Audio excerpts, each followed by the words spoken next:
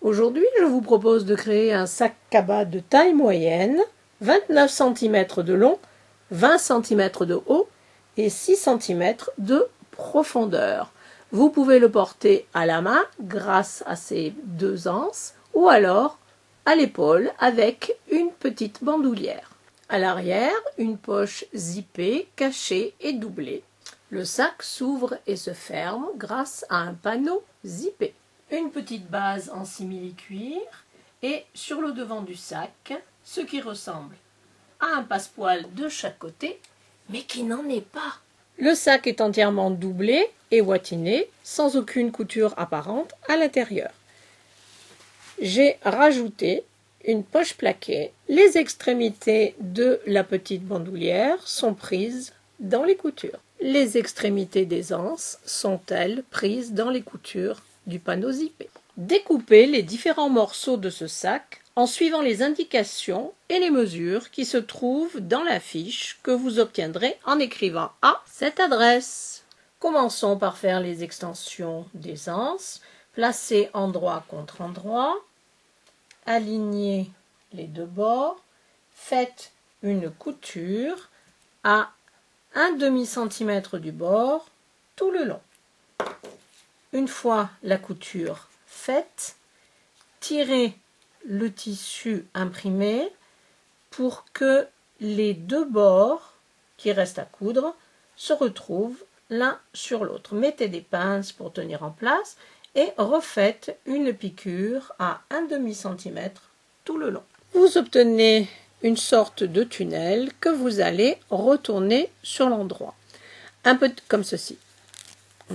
Un petit conseil, évitez d'utiliser ce que j'ai fait ici d'ailleurs, parce qu'il ne me restait que ça, du PVC qui est raide et qui colle lorsque une partie touche l'autre. Je vous conseille donc d'utiliser du joli simili-cuir bien fin et bien souple. Aplatissez bien cette bande et vous devez avoir de chaque côté à peu près 5 mm. Vous ne pouvez pas repasser avec le simili-cuir, donc la meilleure chose à faire est d'aplatir et de placer des pinces à distance régulière pour maintenir en place avant de coudre. Pour faciliter l'assemblage du sac, je vous conseille de plier chaque partie en deux et de découper une petite encoche qui marquera le milieu. Ces encoches seront profondes de à peu près 2 mm et elles seront cachées puisqu'elles seront prises dans les marges de couture qui, pour ce projet, sont de 1 cm. Ceci sera le devant du sac. Mesurez 5 cm à droite et à gauche de l'encoche et placez les deux parties décoratives de l'anse. Si vous avez choisi du PVC ou du simili-cuir qui colle au pied de biche, je vous conseille d'utiliser un pied presseur à double entraînement qui ressemble à ça. Faites une piqûre de chaque côté, longueur de point 2,5. J'ai utilisé du fil noir. Nous allons faire ce que l'on appelle en patchwork a stitch in the ditch. Pas de fossé ici, évidemment, mais vous piquerez sur la couture existante entre le tissu imprimé et le simili. Sur le dessus, on ne voit pas la piqûre, mais elle est bien là, sur l'envers. Avec cette technique, on dirait vraiment qu'il y a un passepoil de chaque côté. Il vous faut faire maintenant une bandoulière et deux anses aux extrémités non finies. Pour les confectionner, regardez le tuto technique que j'ai fait sur ce sujet. Le lien est dans la boîte de description et sera sur la fiche. Prenez le devant du sac, placez une extrémité de l'anse avec le joli côté de la piqûre endroit contre endroit. Placez cette extrémité en haut sur l'extrémité de la bande décorative. Ensuite, placez l'autre extrémité de l'autre côté. Il n'y a rien de plus simple. Mettez des pinces et faufilez à l'intérieur de la marge de couture pour bien tenir l'anse en place. Travaillons le dos du sac pour coudre une poche zippée. J'ai fait un tuto technique sur cette méthode. Le lien vous sera donné. Utilisez le gabarit envoyé avec la fiche pour découper 2 rectangles de doublure et vous dessinerez le long rectangle étiré sur l'envers d'une des parties. Placez son milieu sur l'encoche du tissu extérieur, endroit contre endroit. Regardez maintenant le tuto technique de la poche zippée cachée doublée. La fermeture à glissière fait 24 cm de long. Et voici le résultat. Placez la seconde anse. Utilisez le panneau du devant pour mettre les anses l'une en face de l'autre. Et vous remarquez qu'à partir du milieu, il y a maintenant 5,5 cm de chaque côté.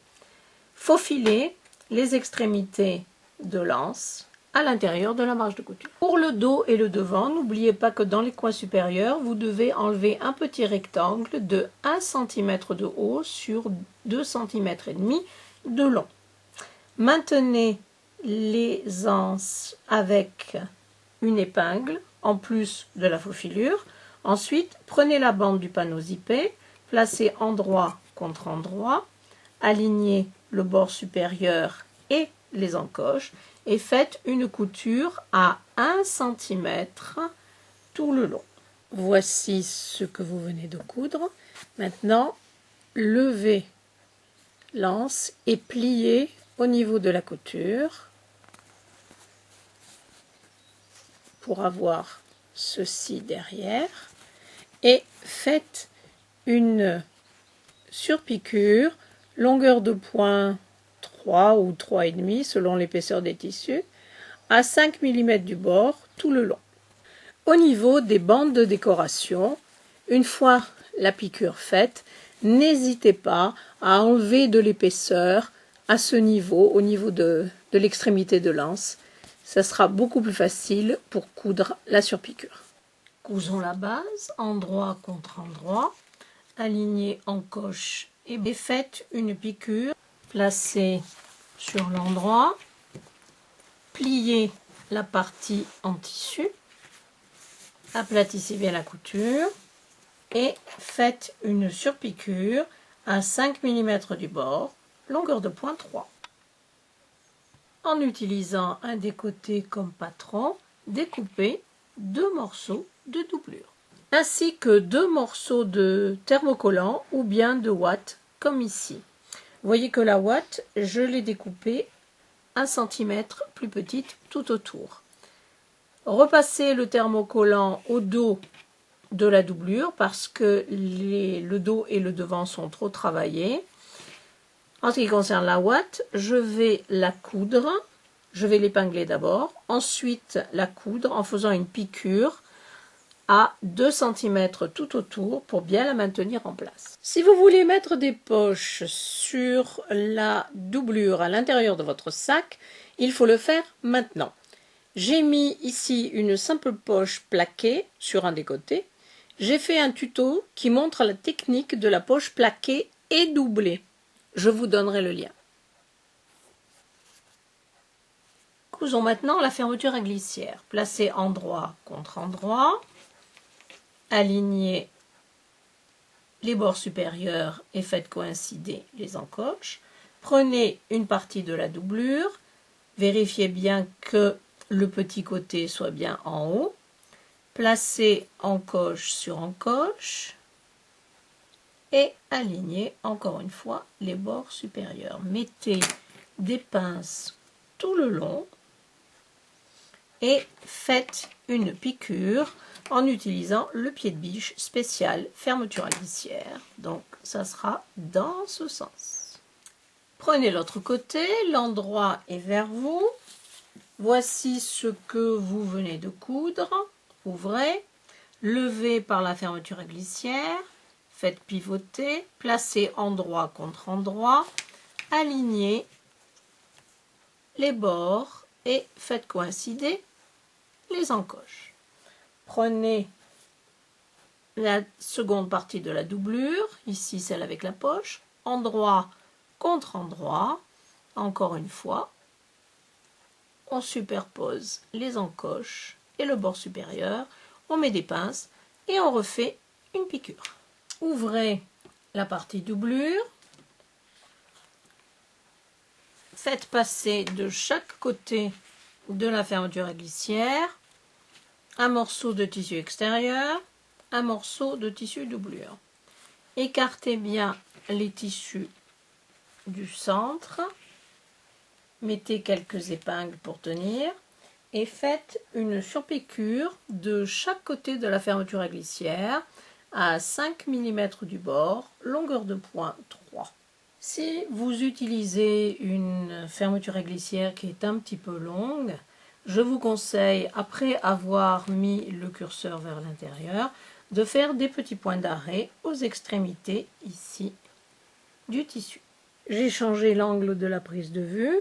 Maintenant, coupez l'excès de fermeture à glissière de chaque côté. Ensuite, prenez la bandoulière. Le joli côté de la piqûre doit se trouver vers vous. Alignez les côtés, ici, les bords supérieurs.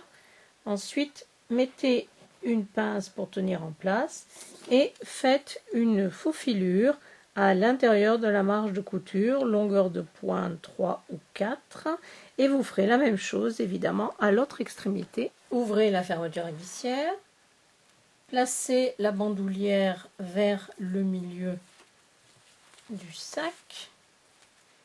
Ensuite, placez d'un côté les deux morceaux de tissu extérieur et de l'autre les deux morceaux de doublure.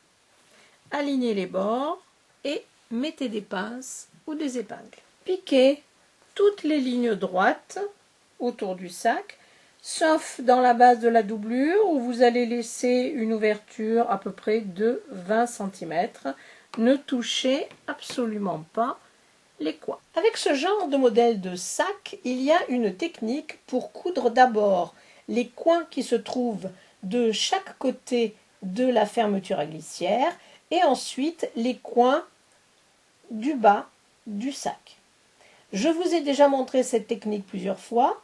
Je vous encourage à la regarder, soit dans la confection du sac boîte, à la 10e minute, soit dans celle de la trousse de toilette rouge avec les anses sur le côté, à 5 minutes 40.